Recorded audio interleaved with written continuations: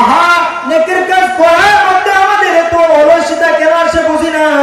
আহা ওই যে বলছিলাম আমাদের পিছনের কথাটা একটু স্মরণ করতে হবে, দিলকে বুঝাইতে হবে, মনকে বুঝাইতে হবে। মন এক সময় দুনিয়ার মধ্যে ছিলে না, পাঠাইছে আল্লাহ। কেন পাঠাইছে জানুনি? ওমা খালাকাতুল জিন্না ওয়াল ইনসা ইল্লা লিয়াবুদুন। মানুষ আর জিনকে আমি আল্লাহ রাব্বুল আলামিন শুধুমাত্র কেবলমাত্র আমি আল্লাহ তাআলার ইবাদত বন্দেগী করার জন্য সৃষ্টি করেছি। এই ইবাদত বন্দেগী যদি না করো তাহলে আল্লাহ তাআলার সামনেও তুমি তিরস্কৃত হবে, তোমার জন্য রয়েছে জাহান্নাম। কথা বলেন ঠিক কিনা? আল্লাহু আকবার।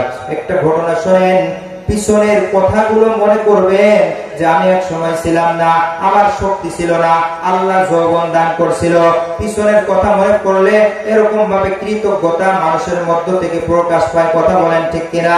বাচ্চা সুলতান মাহমুদ গজনবী রাহমাতুল্লাহ আলাইহি অত্যন্ত বড় ধার্মিক এবং বড় আল্লাহওয়ালা বুজুর্গ বাচ্চা ছিলেন। এই বাচ্চার একটা গোলাম ছিল, ওই গোলামটা বড় কালো ছিল, ওই গোলামটাকে দেখতে ভালো লাগতো না।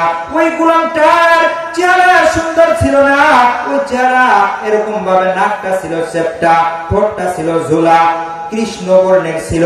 এরপরেও বাচ্চা তাকে অত্যন্ত মোহাব্বত করতেন।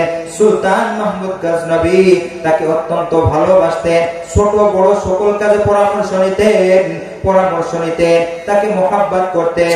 মানুষেরা লোকেরা বলল, হে সুলতান, মানুষ আপনাকে এরকম ভাবে সমালোচনা করে কেন? আপনি একজন গোলামের থেকে এরকম পরামর্শ নিয়ে রাজ্য চালান, ছোট বড় সব কাজের মধ্যে তো আপনি এরকম ভাবে পরামর্শ নেন কেন? কয় এটার উত্তর একদিন অন্য আরেকদিন দেব। আল্লাহর বান্দা এরকম ভাবে সুলতান মাহমুদ গজনবী একদিন রাজ কর্মচারীদের সকলকে ডাকলেন। সকলকে ডাকার পর সকলের হাতের মধ্যে এরকম ভাবে একটা করে ফল দিলেন, একটা করে ছুরি দিলেন, চাকু দিলেন, ফল কেটে খাওয়ার জন্য চাকু দিলেন। আল্লাহু আকবার। সবার হাতে পৌঁছে গেল, আয়াজের হাতেও পৌঁছে গেল। সবাই এরকম ভাবে ফলটা কেটে গালের মধ্যে দিয়েছে, কেউ খাইতে পারে নাই, তিক্ততার জ্বালায় এত পরিমাণ তিক্ত ফল যে গালে দেওয়ার সঙ্গে সঙ্গে সকলে অক অক করে বমি করে ফেলায় দিল। গাল পরিষ্কার করলো, গাল ধৌত করলো। এরকম ভাবে সবাই যখন ধৌত করলো, সবাই যখন পরিষ্কার হয়ে স্বাভাবিক হয়ে গেল, এবার বাচ্চা জিজ্ঞাসা করতেছেন, কি ব্যাপার, আপনারা কেন এরকম ভাবে এই ফলটা খাইলেন না?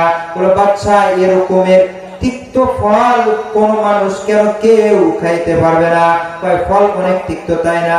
কয় হ্যাঁ, ফল অনেক তিক্ত। অন্যদিকে তাকায় দেখে আয়াস অত্যন্ত সুস্বাদু ফল যেমন খায় ওই রকম আগ্রহ ভরে ওই ফলটা খাইতেছে।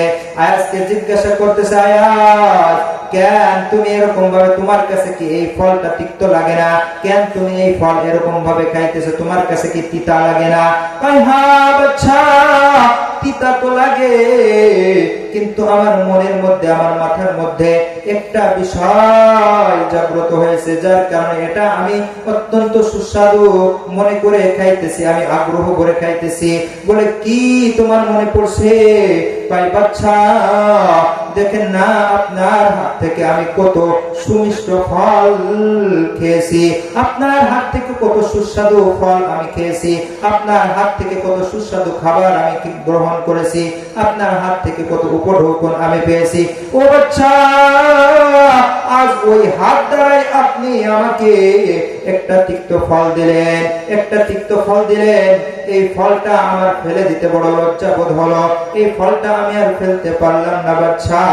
এই ফলটা যে আপনার হাতে, এই জন্য এই ফলটা আমি ভক্ষণ করতেছি। এ দোস্ত আহবাবেরা, আল্লামা রুমি রাহমাতুল্লাহ আলাইহি বলেন, হে পৃথিবীর মানুষ, আল্লাহ রাব্বুল আলামিন তোমাকে আমাকে সৃষ্টি করছেন, কত প্রকার নিয়ামত রাজ্য আল্লাহ তাআলা তোমাকে আমাকে দান করছে। এক সময় তোমার গালের মধ্যে দাগ ছিল না, এক সময় তোমার শরীরের মধ্যে কোনো শক্তি ছিল না, এক সময় তোমার কোনো এরকম ভাবে শিক্ষাগত যোগ্যতা ছিল না, এক সময় তোমার কোনো সম্পদ ছিল না। আল্লাহ রাব্বুল আলামিন তোমাকে কত কিছুই না দান করছে। আর সেই আল্লাহ রাব্বুল আলামিন যদি তোমাকে একটু বালা মুসিবত দান করে, তাহলে তুমি পেরেশান হয়ে যাও, তাহলে তুমি আল্লাহকে গালি দাও, আল্লাহর ইবাদত বন্দেগী তরক করো। এ দুনিয়ার মানুষ, যে আল্লাহ রাব্বুল আলামিন এত নিয়ামত দান করলেন, ওই আল্লাহ তাআলা যদি মুসিবত দান করেন, ধৈর্য ধারণ করবা, আল্লাহর কৃতজ্ঞতা আদায় করে সামনের দিকে অগ্রসর হবা, আল্লাহর ইবাদত বন্দেগী করবা।